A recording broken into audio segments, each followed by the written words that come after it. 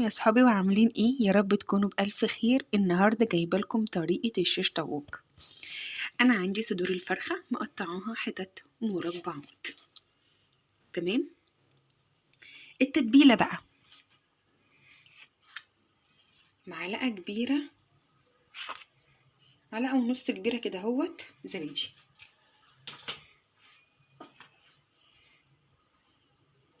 بابريكا،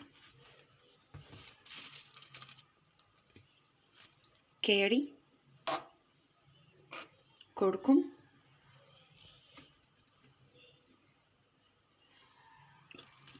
ده صوص البابريكو. لو عندكم ماشي، ما عندكمش ممكن تستغنوا عنه.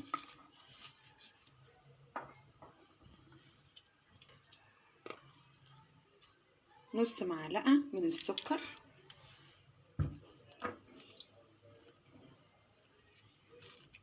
ربع معلقة من الملح،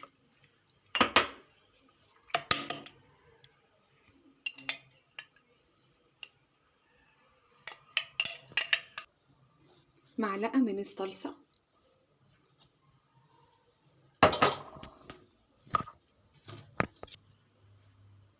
فلفل أسمر،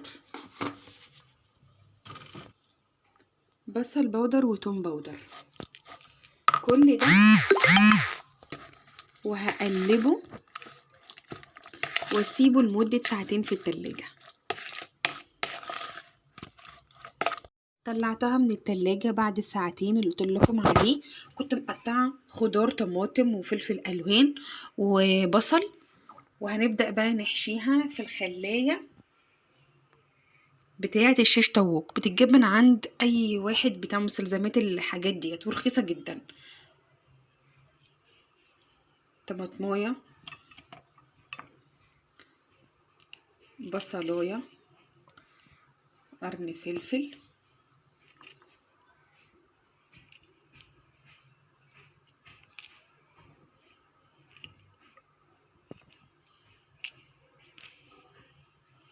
وقطعة من الفرخة، وابدأ اعمل تاني. انا حضرتهم اهو زي ما انتوا شايفين. بصوا شكلها مبهجة جدا وشكلها جميل قوي.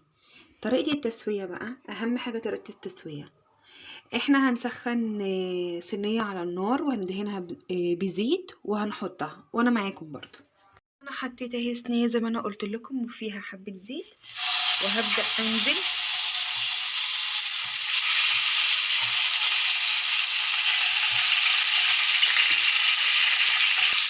نبدأ بقى نقلبها الناحية التانية.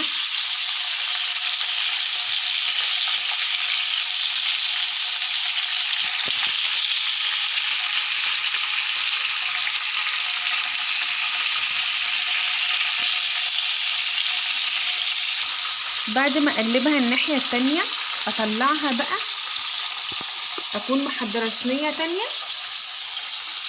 عشان ادخلها ايه الفرن.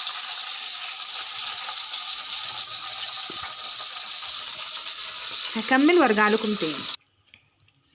انا كده زي ما انا عملناها كده مع بعض من فوق وحضرتها في الصينية دي كلها. هبدأ ادخلها بقى في الفرن تاخد وش، دخلها في الفرن بقى تاخد وش واطلعها تاني. كده خلاص استوى وطفيت على الفرن وقدمته لكم، واتمنى يكون هو يعجبكم، واشوف تعليقاتكم والاشتراك في القناة عشان يوصل لكم كل جديد. اشوفكم على خير. باي باي.